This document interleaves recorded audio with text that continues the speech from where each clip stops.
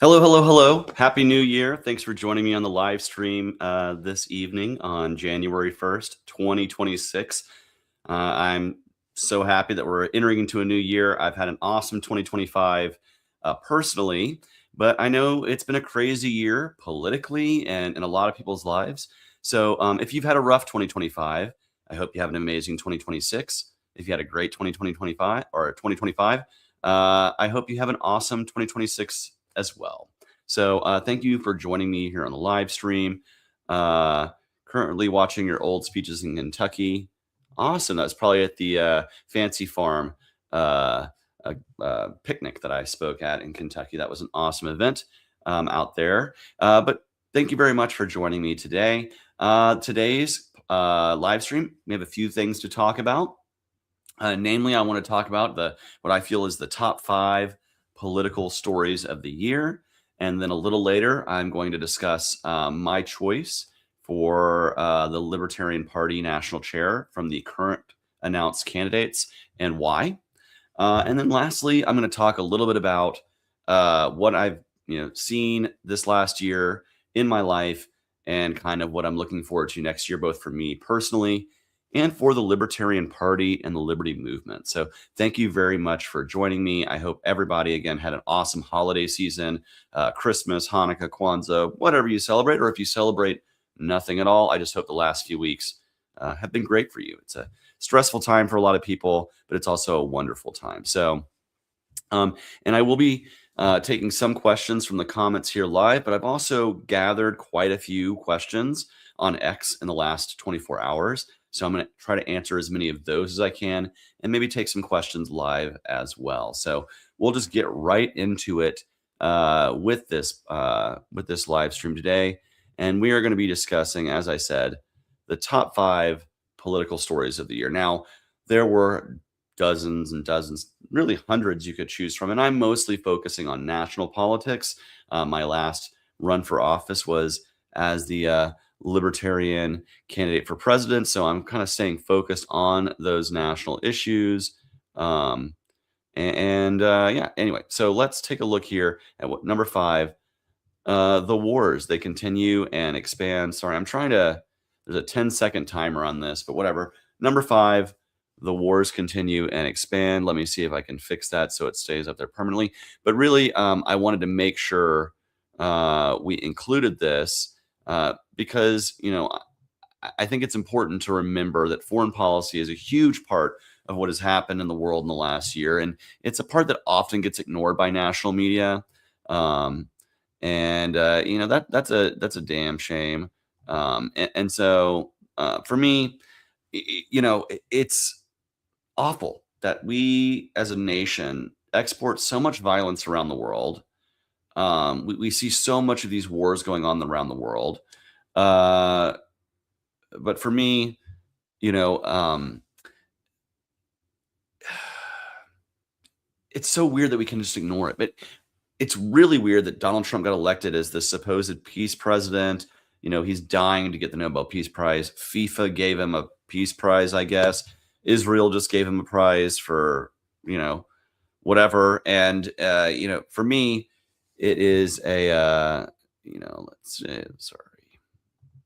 Bye bye. Um, there's some lovely people in the comments today. But when I'm talking about this exporting of war, let's talk about the fact that Trump claims to have ended 8 wars, but really the 2 largest wars to which the United States is currently involved in. It really is the Ukraine-Russia war and the war that Israel has put onto the people of Gaza. And for me, I really think if we're going to see, and the supposed ceasefire that we see in Gaza has not really been a ceasefire. We've still seen plenty of violence. We have not seen an end to what's going on there. And then with Russia and Ukraine, that was the one that many people thought he would very quickly in the United States support of, but has just kind of fallen in line with with the policies of the neocons within the Republican Party, and that's just a damn shame.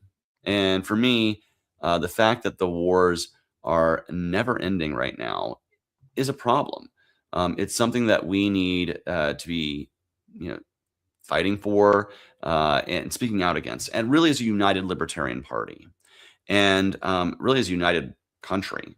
I'm really tired of seeing, basically, well, if the Democrats were in charge, they'd be going to war better. And also, it's not just Ukraine, it's not just the Israel-Gaza conflict. It's also the fact that we've now taken to bombing boats in Venezuela, fighting the drug war by literally using weapons of war and drones, which is a huge, expansion of even the terrible war on drugs now becoming an actual war. And there's no proof that these people in Venezuela are anything but fishermen. Honestly, there's never been any proof shown to the Congress or shown to the American people, other than these videos that Pete Hegseth likes to get a hard onto as he shares it with the American people, and that is a real problem. And then we're seeing continued airstrikes. We saw them in Iran. We've seen them in Syria. We've seen them in Somalia. Somalia in particular, if you look at just like the difference, and Trump likes to compare himself to Joe Biden all the time. If you look at the number of airstrikes in Somalia from Donald Trump's first term, it was like here, and then it flatlines for Biden, then it goes right back up again into this new term, and it's expanded. And it's just, do we really need to be putting airstrikes in like the poorest, like one of the poorest nations in the world? I don't think we do.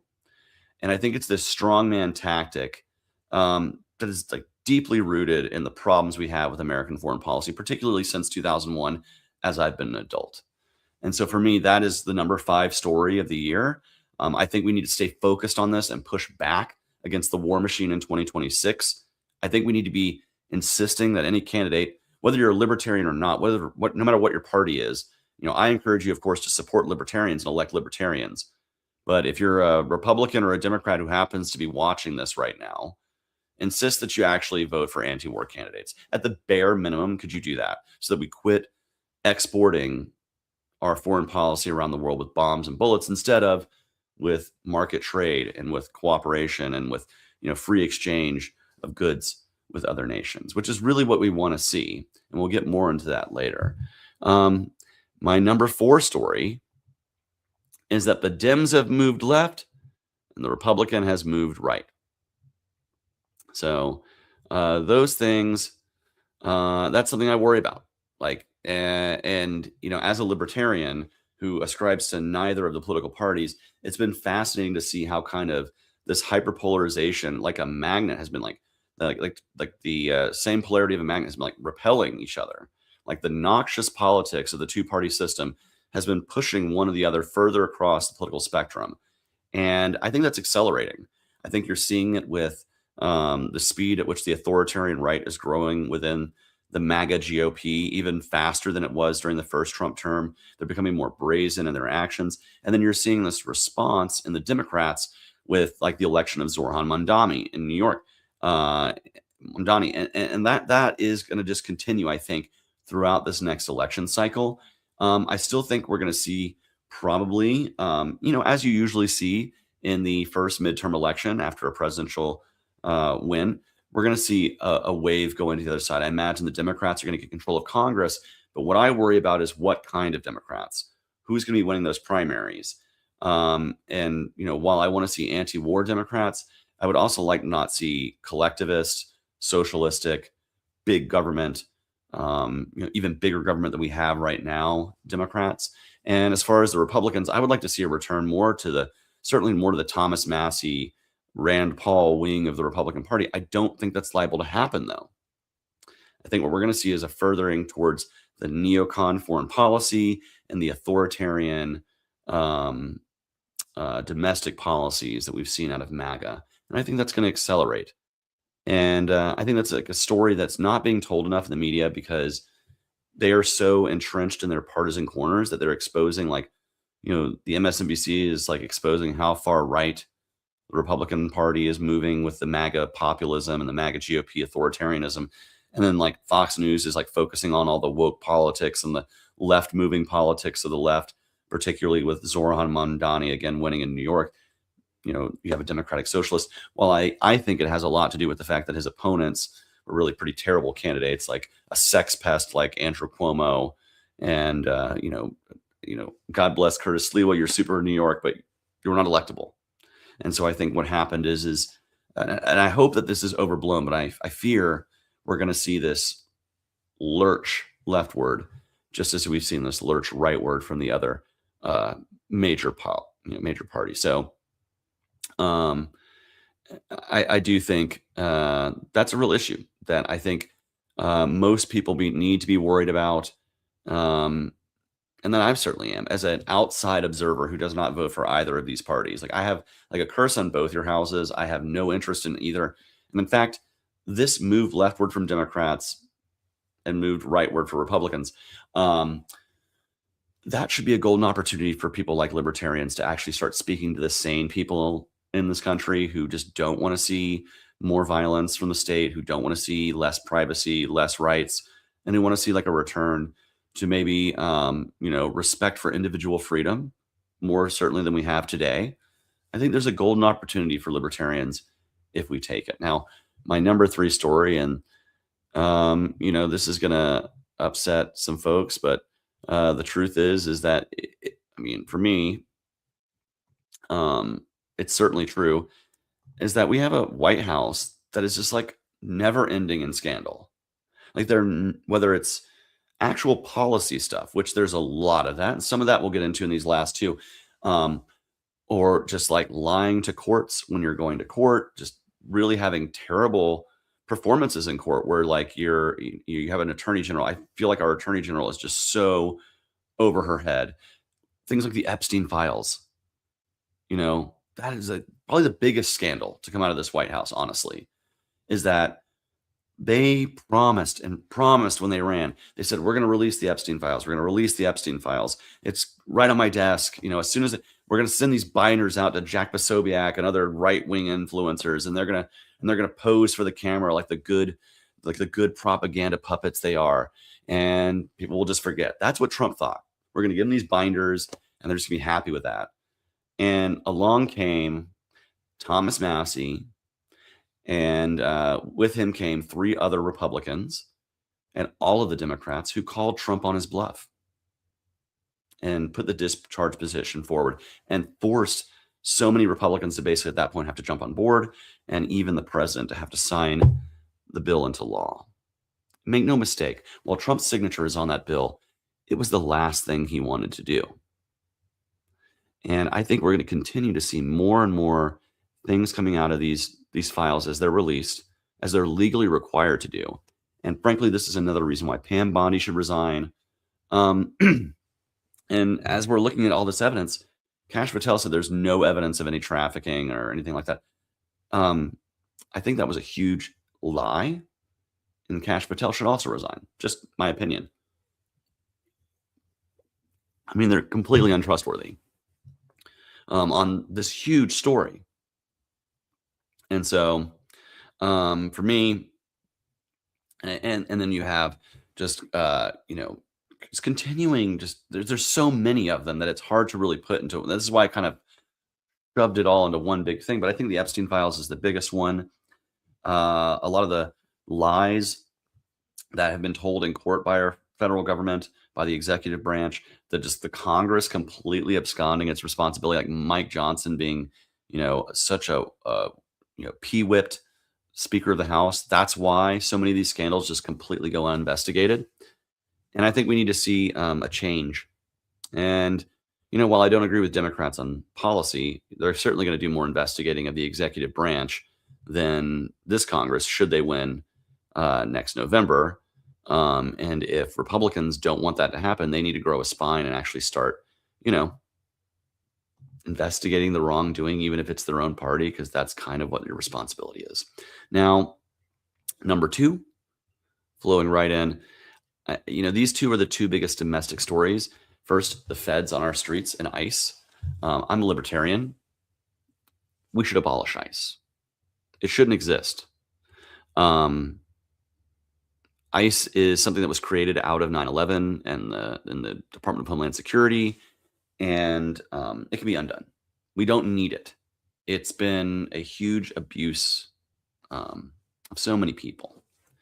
So the feds being on our streets, and this includes the National Guard. That's why I support Defend the Guard. But I also support Defend the Guard, not just for sending the National Guard overseas, but also to protect them from the president just activating one and putting it to another state. That's very, very wrong. And yeah, that's about it. I mean, I can't say so much more about ICE. It's just the abuses of people and just seeing due process being robbed of. They're not going after criminals. They're going after regular, hardworking people. And that's a real issue. ICE belongs in soda, not on the street. Yes, we should abolish ICE. Of course we should. But sadly, I think if we get a Democrat in the White House, they're just going to use ICE to their own ends. I mean, Obama actually deported more people than Trump. He just did it a lot more under the radar without this huge demonstration in our streets. And I fear for our immigrant population, now that this genie's out of the bottle, I think it's only a matter of time before the other party abuses it. My last number 5 story is tariffs and spending are causing inflation and slow job growth. This is affecting the economy across the board. It's making everything we buy more expensive. Everything we buy. It is it's hurting the very Americans that voted for Donald Trump, who thought he said, I'm going to make things affordable, affordability. And then also spouted that he was going to pass tariffs, which made no sense, but the people fell for it. And now they're paying the price of Donald Trump's voodoo economics, thinking that tariffs are going to somehow make us strong, when what they're really doing is increasing the price of so many things, even things that are made in America where components come from outside of this country. It's affecting our relationship with nations around the world. It's pretty awful. And we need policies that free up the market. And again, I fear that even if Democrats win next year, we're not going to get those policies, because that's not traditionally what Democrats do. They're just as protectionist a lot of the time.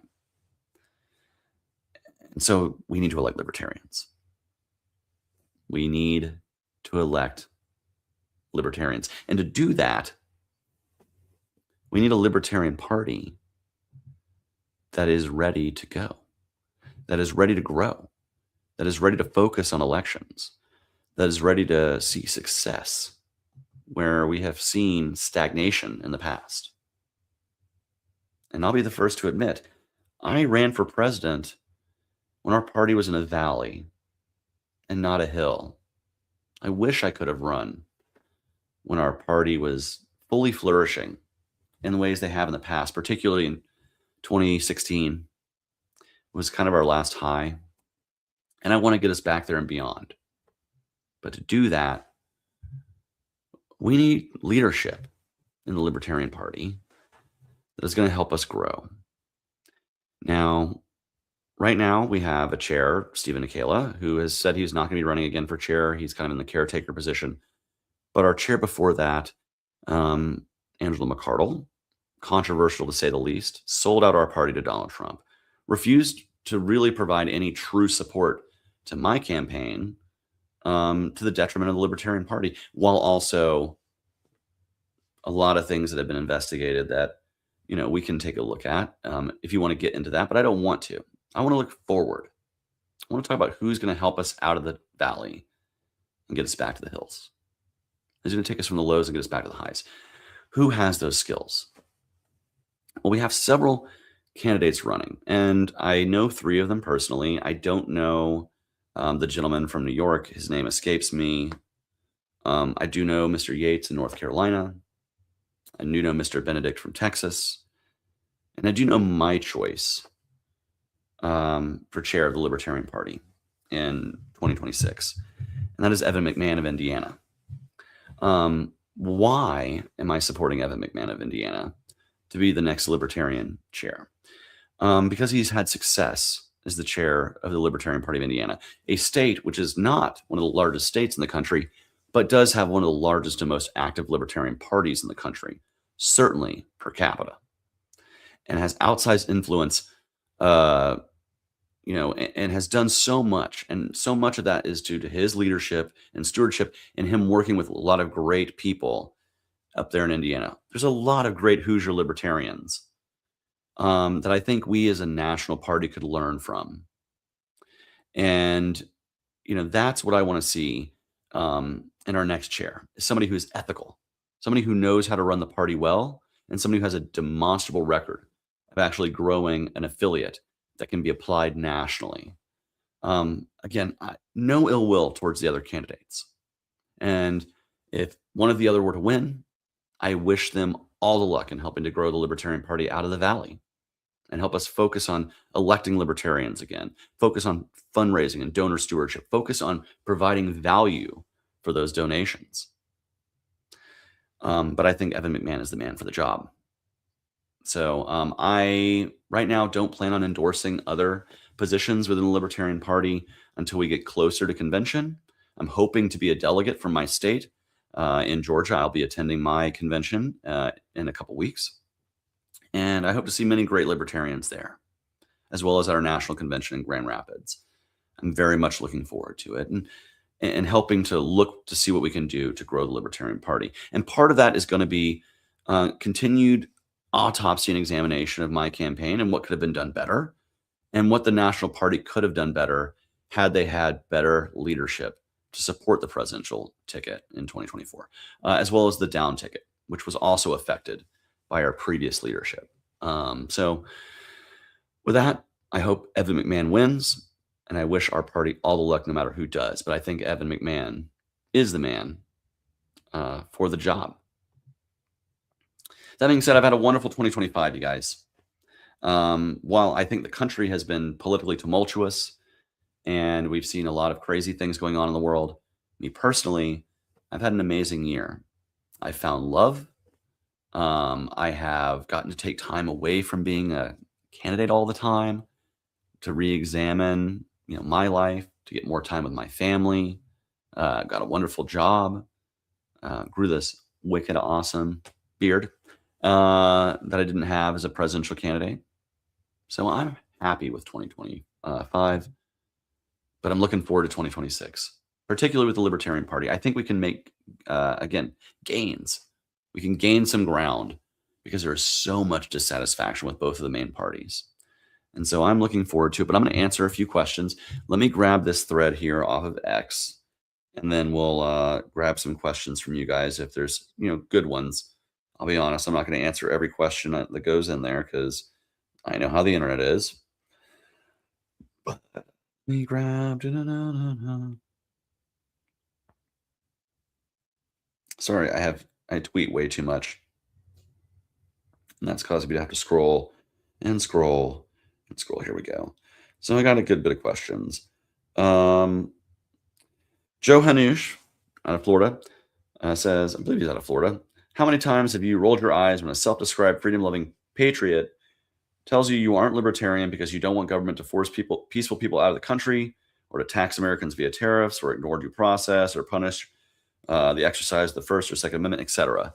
When basically people say you're not a real libertarian, even though I espouse like boilerplate libertarian platform beliefs.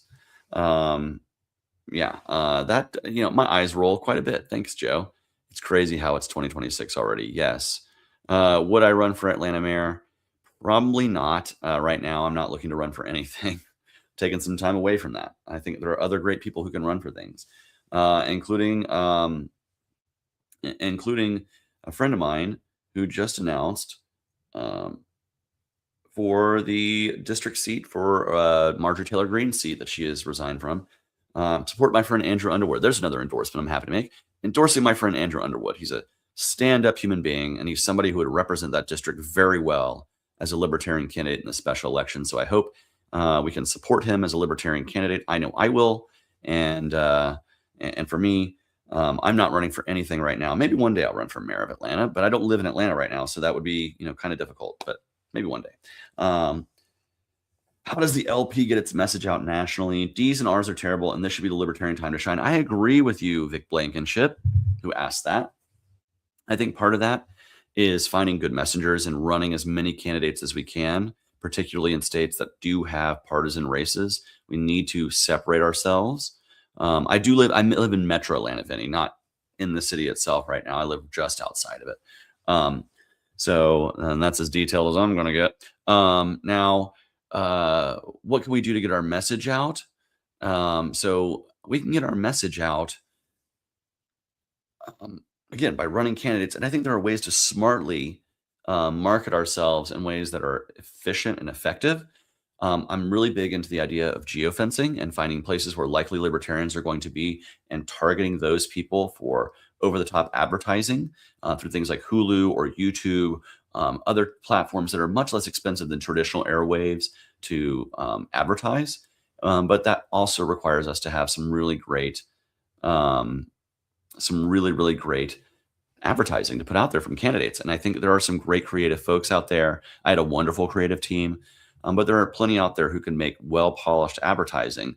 And I think if we smartly use technology to target those voters with the ads that will most hit for them, we can really bring out the libertarian vote, particularly with this great dissatisfaction that we see across the country. And it's a great question, Vic. So thank you for that. Again, these questions on X are not going to pop up on here because I took them from another thread.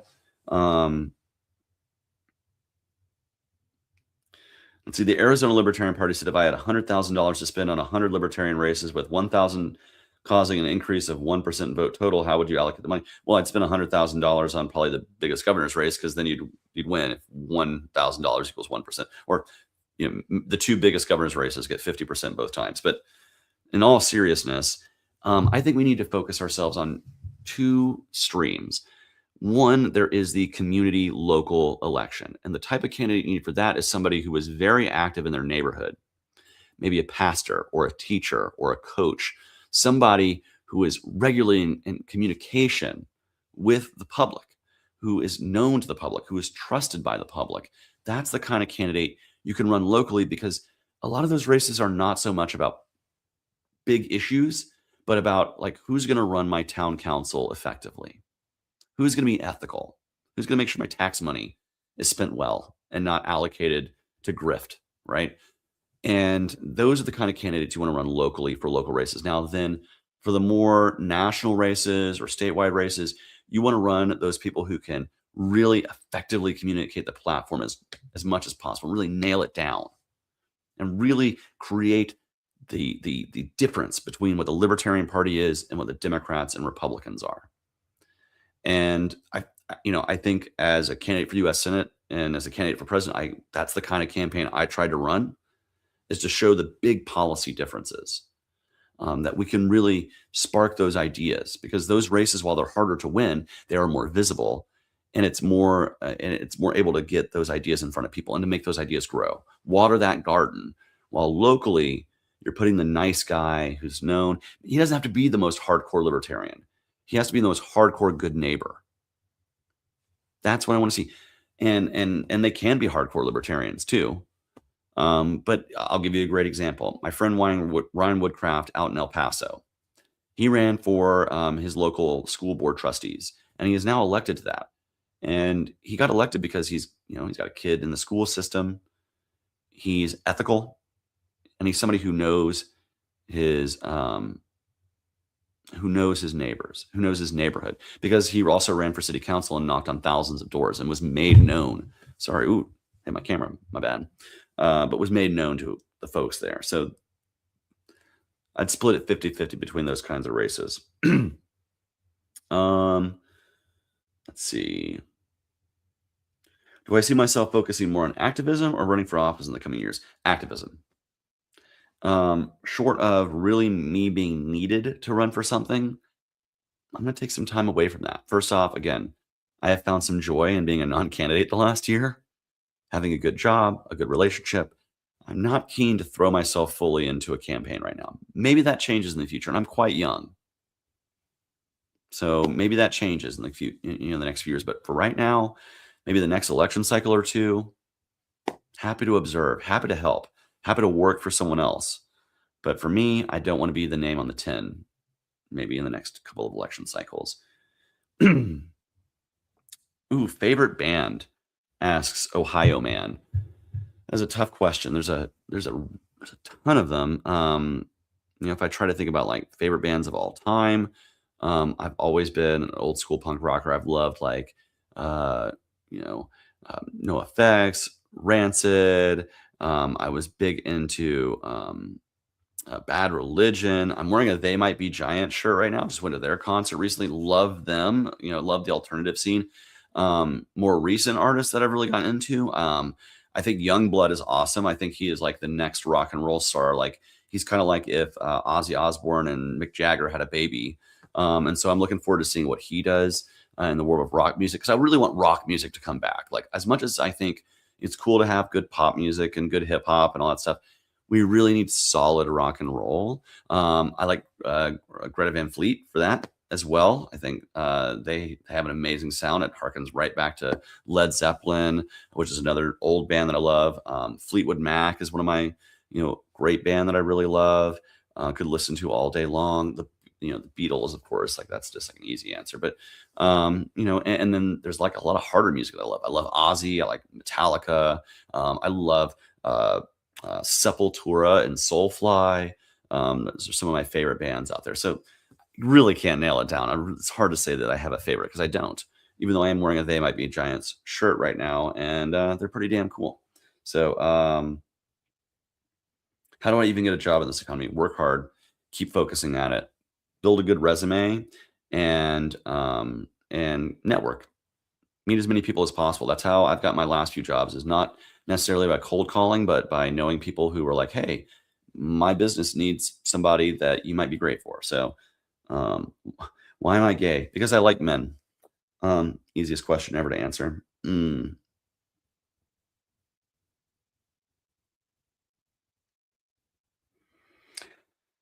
Arik Herman says the LP is very open to accepting new members and growing the movement. There is a common critique from peeps outside of the LP. Ask 100 libertarians what libertarianism is, and you'll get 100 answers. Do you believe that a more rigid definition of libertarian or the platform um, will help grow the party or movement? Some might leave, but more will come. Addition by subtraction. I think there is a need to have an umbrella, a very broad umbrella, actually. I think so long as you want to make government smaller, more efficient, and less abusive than it is today, you should be welcomed into the libertarian umbrella. The hardcore platform and the philosophy of thought, that should kind of be reserved for those who have been here for a while, who have grown into it. Um, and for me, I think that's really what's important there. So I don't think we need to have a super rigid like entry level, other than to say like be respectful, be respectable. Don't be somebody that's noxious to the average person.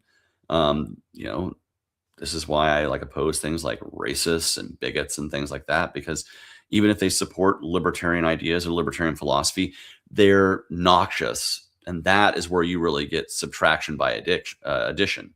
You add a few of those folks, and no one wants to join your party. So I do think that is important to kind of root out those who are intentional or unintentional, really bad actors, and put a bad face in the Libertarian Party. We should be a professional organization that is not completely a turnoff to 99% of America. So, um,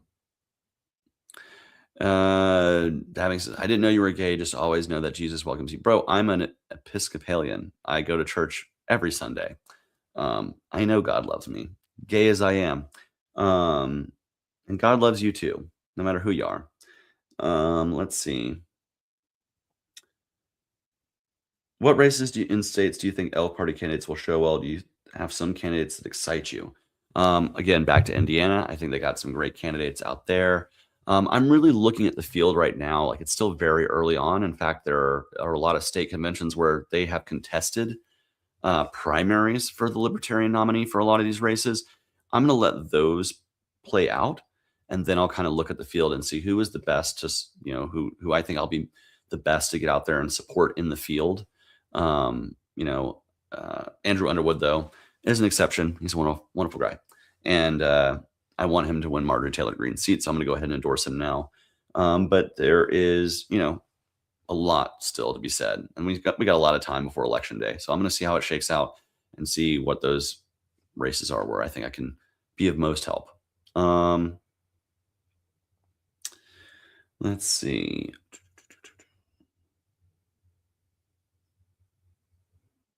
The fungal says, "Why do my balls itch?" I don't know, dude. Go get it checked out, though. That's not my it's not my area of expertise. I'm not a doctor. I just, do live streams, brother. Um,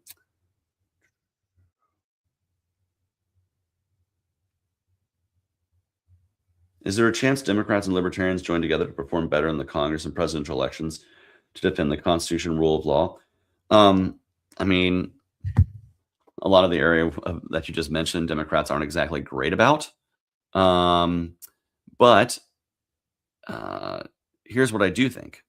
I think if Democrats or Republicans, frankly, embrace ranked choice voting and actually go and try to communicate to libertarians and to the Libertarian Party, not as give us your vote, but give us your second round vote, I think there's great value there.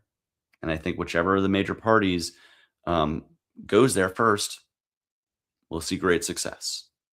Just my opinion. So let's see if there's any more here.